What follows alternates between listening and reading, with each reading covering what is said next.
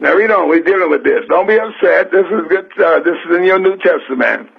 I'm trying to help you get through this situation, both black and white. I'm not only talking to black folk. I'm talking to some of you white folks too, because some of y'all been deceived by the Democrats. They got you all emotionally upset, hating on somebody. You know, what they wanted was another little lamb running the place. And a wolf showed up. They did a Goldilocks thing. A wolf showed up. That's what happened. Donald Trump is a wolf. He's a bully. But he got to be a bully because look at Pelosi. She's a bully. Bullies don't give respect to other bullies.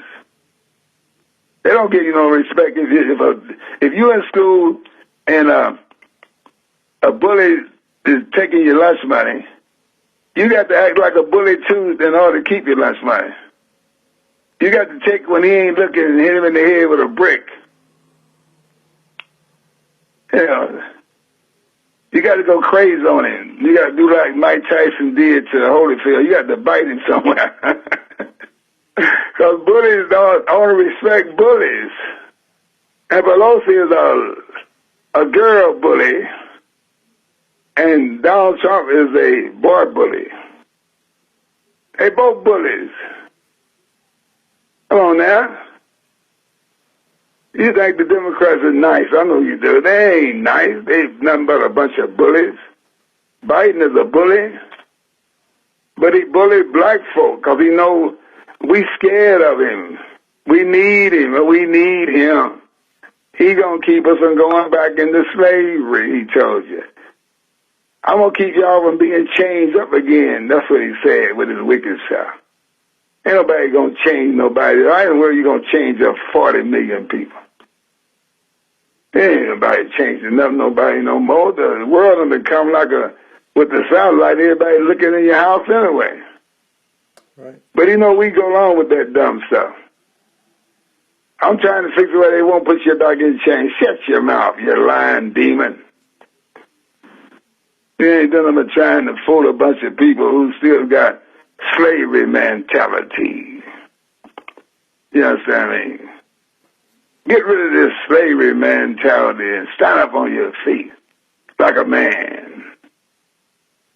Vote because you're smart. Vote because it's something that's going to make sure that you ain't going to stay poor. Put them both on the table. Go with the one that's closer to God's philosophy and teaching. That's how you vote.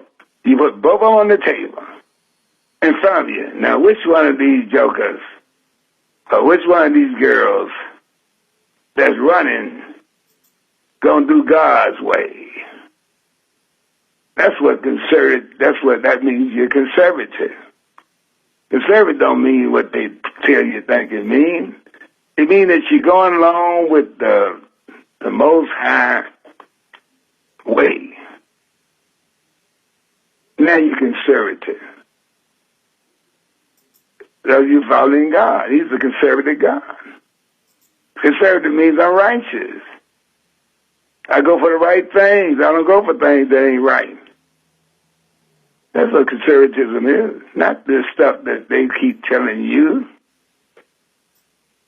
Now read on down here. We got to do this. I'm enjoying this Bible. The Bible is a beautiful book. I woke up with this. The Lord said, look, tell them people, Bishop, how to live among these Gentiles. Tell your folks how to live among the Gentiles. Give them scripture. Show them where they must agree with their adversary quickly while they're in the way. That's what Jesus taught them. Like Jesus taught us to agree with wicked Roman soldiers. Is that right? Mm-hmm. If they ask you to go a mile, go 2. They ask you for your coat, give them your outer garment too. They'll put you in jail and you'll stay in there. Ain't no black folks supposed to be in no jail. God didn't send you here to be in prison. He sent you here to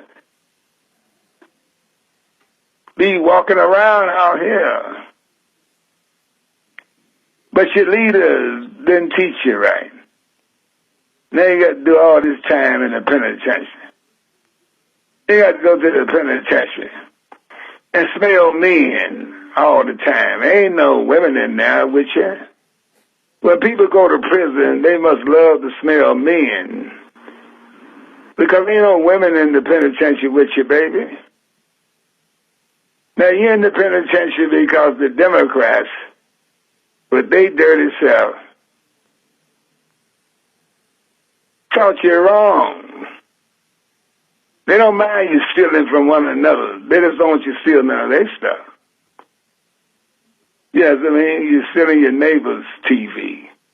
You broke in Miss Jones' house. You know her husband passed away and ain't nobody there to help her.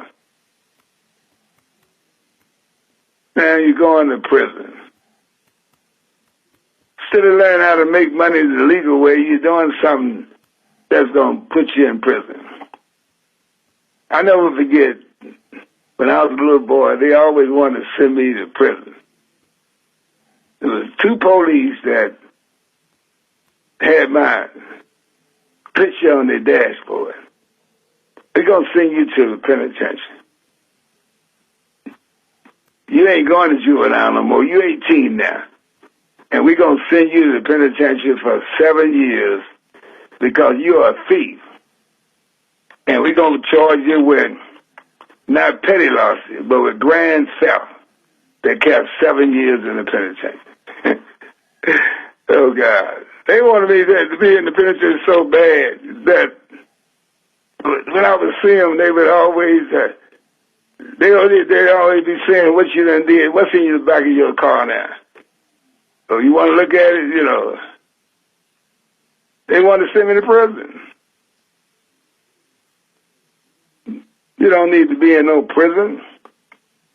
There's too many legal things. If prison was a place for thieves, then it wouldn't be hardly no white folks out anyway, because they stole the land from the American Indian, killed all the buffalo.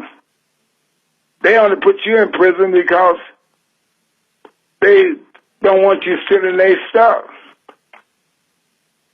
How you think you learn how to steal? You learn how to steal from your slave master. You was scared to steal something. Booker T. Washington wrote up from slavery that my mother stole a chicken the night to feed us all. We were so hungry. I hope God will forgive him. She was a cook for the plantation, his mother. And she stole a chicken because they didn't have nothing but some fat back and some grease, he said. Some fat back bacon and some cornmeal.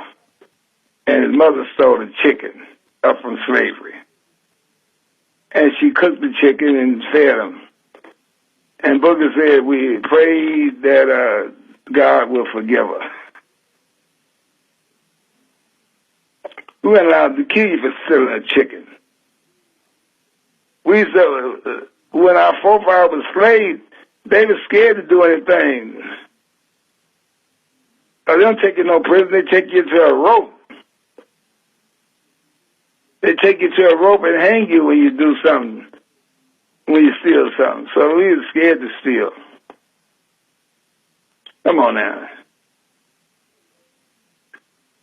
The only history we got in this crazy place is Mississippi, Georgia, Tennessee,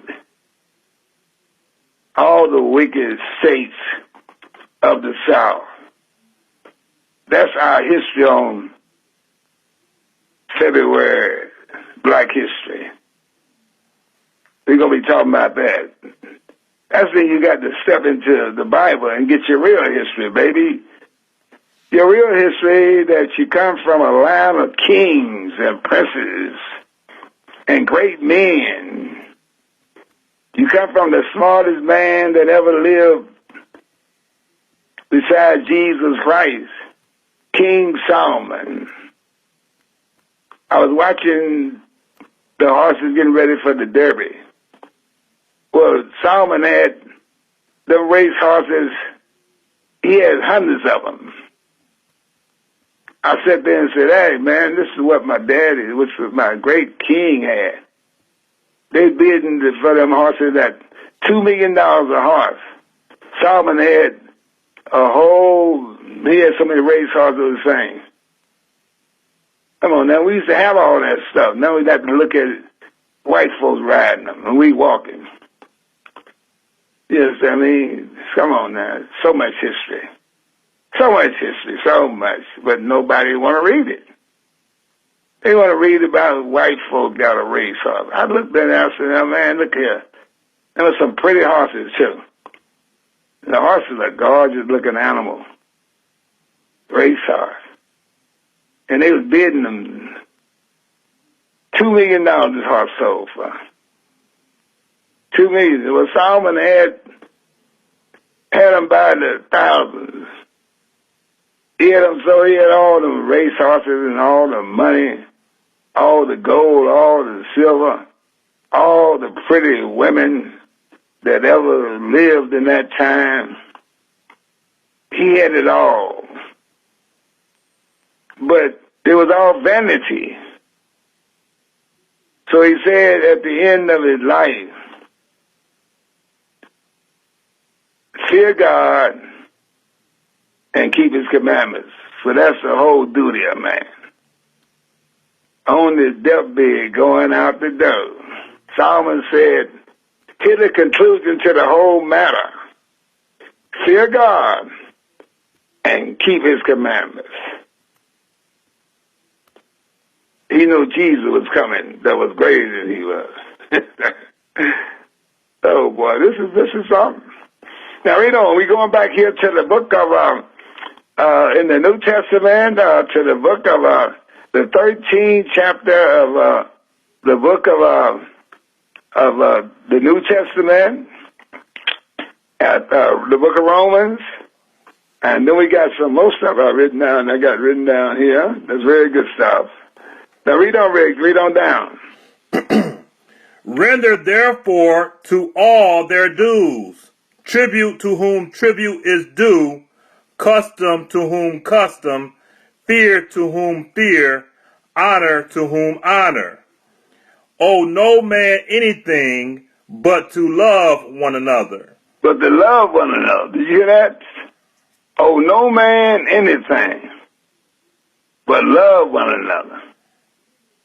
Fall in love. Love is a powerful thing. Love everybody. Love. Now, there are several kinds of love. There's romantic love. But that's between just a man and a woman.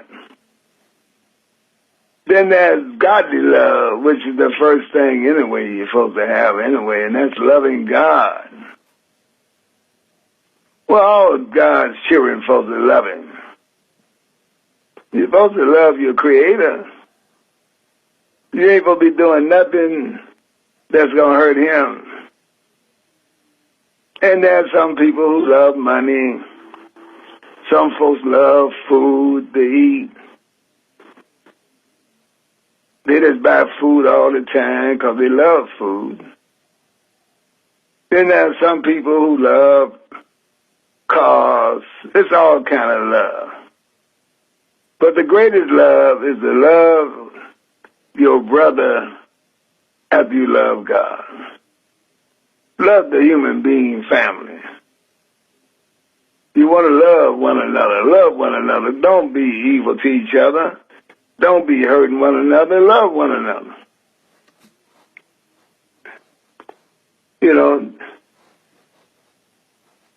Paul told them to love us even though we was going into captivity. Paul told the Gentiles, love these people because you're going to be enjoying their benefits. They are the head, but they messed up with their God. And God is using you to just provoke them to jealousy. But love them. Don't treat them any kind of way. That's what Paul told his Gentile church. These white folks supposed to love us. They're using all our wealth and everything. They didn't have no money. They was in the caves of Europe, poor. They didn't have nothing. They didn't even have a good climate. At least we had a good climate. They supposed to love us. And we supposed to love them back. They ain't supposed to be trying to make us look inferior like these devilish Democrats doing. Democrats don't love us. They use us because they can't win without our black vote. So they use us. Like some men use women. They don't a bit more love the girl at all. But they're going to use her because she's lovable. He's going to call himself a pimp. You know, that was one thing that I would never want to do when I was a criminal, was be a pimp. I had to sell my sister to some other man. You know, I got to sell my little sister because all black girls was my sister to some white man to get $1. You know, I never want to be no pimp. I don't be a pimp. Two things I didn't want to be: no drug dealer or a pimp. A drug dealer, you don't know who you sold it to. You don't even know who you sold it to. You're going to be paranoid all the time. Because you don't know who the feds is. They got black undercover guys like they got white. You thought he was a plumber, and he was the FBI. But love each other. Fall in love with one another. And spiritual love. You know, you need some spiritual love. God said, I love you. You know, whosoever said they love me and keep not my commandments is a lie and the truth ain't in them, God said. So love is the greatest gift. Cover the greatest gift. God said, now, when it comes to gifts, I got a whole lot of gifts here for you. But cover the greatest gift. And the greatest gift is love. Out of all the gifts of God, the greatest gift is love. Now, it's hard to love some of these people because they're so evil and so crazy. But you got to love them anyway. That's when God told you, love your enemy. Love them anyhow. They ain't no good. They're evil. They don't like you. They're looking for fault. But you love them anyway. Because love is going to hide a multitude of faults. When you love somebody, you can look beyond their faults and see their needs. So that's the way God wants you to be. Now, we don't work with this for a minute. We're doing good. We're doing good out there. Praise the Lord. Don't teach your boy and girl how to deal with the police, because they bear not the gun in vain.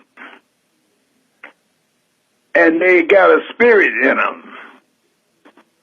See, in order for you to be a killer, you got to get a spirit of killing. Now, there's two kinds of killing spirits. One spirit of killing comes from God. He has to get that killing from God to be a police. Now the other killing comes from Satan the devil. Now, that's evil killing. Some killing, God calls it good because it's to protect the innocent. But Satan is a killer too. He comes to kill, steal, and destroy. Now that's what you got when you kill one another. Now they're killing all over America now. Every city got killing going on. I was watching the Watchmen program last night, and they just showed killing in every part of America. This cold-blooded killing. That's killing. I had to turn it off. Because there was so much killing going on. All over the planet, they're killing. Well, that's satanic killing. Now, when the police kill somebody, it ain't always no wicked killing. They were killed because the police had to protect somebody. And he bear not the sword in vain. But all this killing that's going on now is Satan the devil. He's just murdering up everybody. Old people, young people. It's just an old man hit him in the head with a big old club and knocked him down on the street, running behind people, just killing them. Stealing people's cars with the baby in it. Killing little babies in a little basket. 1-year-old baby got killed. It is killing everywhere. You know, they got these guns and then went stone crazy. You know what I'm saying? The gun was only made for one person anyway. That was the police. They ain't supposed to have no gun. Well, I got to protect myself. Well, else the police got to do it. He gonna protect you. He gonna protect you if you're good, and the police know he can do his job right. He the one supposed to protect you from the evil. He's supposed to be in your neighborhood and walk in at night. They're supposed to have a night crew. That's like they got a day crew. And when he sees somebody that he's supposed to know the neighborhood. These white police don't even know your neighborhood. That's when you get killed so quick, because they don't even know your neighborhood. They ain't used to having nobody resisting them. Some of these little white boys went to college. They was raised in a nice little community, and they ain't used to nobody killing and all this stuff going on. So they get scared in a minute. Soon you show some resistance, bam, you dead. Because they ain't got no business being no police anyway, especially in your neighborhood. Your neighborhood supposed to have some of these bad guys. Like when I was a boy, the neighborhood was ran by some bad black police. You know, I don't want to call their name because somebody may be kin to them. But I seen one of them take a shotgun and hit a guy in the side of his head and knock the skull out the top of his head. And slapped his girlfriend in the mouth when she screamed because he had a gun, and he said, I'm going to kill her. And the police said, man, put that gun down. And he opened the trunk of his car. We little kids sat out there and watched up on 6th Street. And he took his shotgun, hit the guy in the side of his head and his temple and knocked the top of his skull. Man, look what happened to that guy. Then his girlfriend screamed, and he all up and slapped her in the mouth. That's the kind of police you need in your neighborhood. You need some black police who know your people. These boys that police in our neighborhood now, they scared of you anyway, because they don't know, they ain't been used to being around nobody that's resisting. You know what I mean? You need some of the guys used to chase me back on that. You know, I knew how bad it was. I wasn't going to do nothing but just say, yes, sir. You need some of them. They would come to your neighborhood talking about, who did the star down here? They take and grab your rump, talking about resistance, and by the time you they knock you out and then throw you in the back of the car and take you to York Street and give you another whooping. with the telephone book with the pipe in it. You wasn't getting by with no stuff like that. Now you got these little white boys running around trying to be a police and he don't know what's going on. All he knows is that I got a gun and this guy don't straighten up, I'm going to shoot him. And if he run, I'm going to shoot him in the back because I don't know if he's running somewhere to get a gun and come back and hurt me. That's in their little finite mind. It ain't true all the time, but sometimes it is true. See? So they bear not the sword in vain. The Bible tells you to agree with the adversary, agree with these people. You got to agree with these white police today immediately. Because they scared of you anyway. They scared of you. Man, that's when they shoot so quick. And then they want revenge because you done did something to somebody white or something. You may have a little white girlfriend there and found out. You got so much stuff against you when the police show up. So you need somebody that, like myself, who will teach you how to deal with the police. They ain't going nowhere, and you don't want them to go nowhere. Because you want them to protect you. You want them to protect your grandmother and your mother and your father and stuff.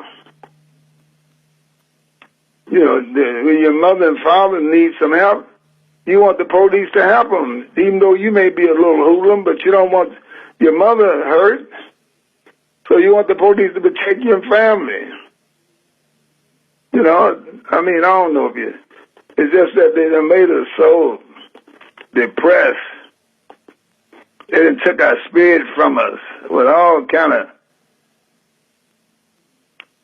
these dirty Democrats. They crippled us all over the years. Don't worry about nothing, Robert. You don't need no education. You ain't going to be nothing but a janitor. So don't go to school. Just go on and drop out and we ain't mad at you. You ain't going to need your brain anyway to do nothing. You're going to do something with your hand. You're going to be a mechanic. That's the kind of stuff they was trying to tell these kids. I wouldn't let them tell my sons that. I wouldn't let them tell my little grandson that. No, you're going to be an engineer. That's what you're going to be. You're going to go to school, and you're going to go to college, and you're going to be a construction engineer. And I know you can do it because you read and write good. And if you can read good, you can be anything you want to be. That's all it is.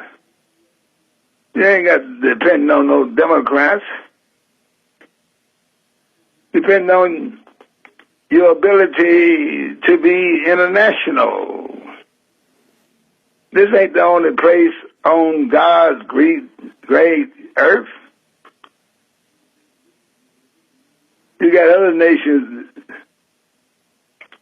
You can be anything you want to be. Just get an education. Get a biblical education. God shows you in the Bible how to be successful. Now this is a very important election, very important. Now you got two men running. Now, the one man running is very dangerous to black folk. Very dangerous to us. Because we are at the bottom of the barrel. We just have to face it. And if America become a socialist society, once the people at the top eat up all the food and the money, then we're going to starve to death. That's where it always happens. Go to any socialist country. Go to South America on a vacation. The people at the bottom is the ones that are having a hard time. The ones at the top then use up all the money. They're out of money now. But the people at the bottom is the ones suffering because they're in huts and they're in nasty neighborhoods, they have polluted water and all kind of stuff. Well, that's what this one group want to do to you. They want to take America, that is a lot of trickle-down money comes to black folk. I've been blessed to have some of it. But the devil's Democrats, once they eat up all the stuff in socialism, then it's over with. So the other gentleman is going to keep capitalism going. And you ain't going to be on top all the time. Most of the time, you're not going to be at all. But you're going to have enough to survive until you can get out of this place. This is not your place forever. You have no contract that says you got to stay here forever. The Bible says you sold yourself for nothing, and you're going to be redeemed without money. You got a deliverer coming out of Zion that's going to turn away ungodliness from you and take you home. You're going home, baby. I know you can't imagine it. I know you can't even believe it. I know you can't, it's too strong for you to believe, but it's true. You're a nation within a nation.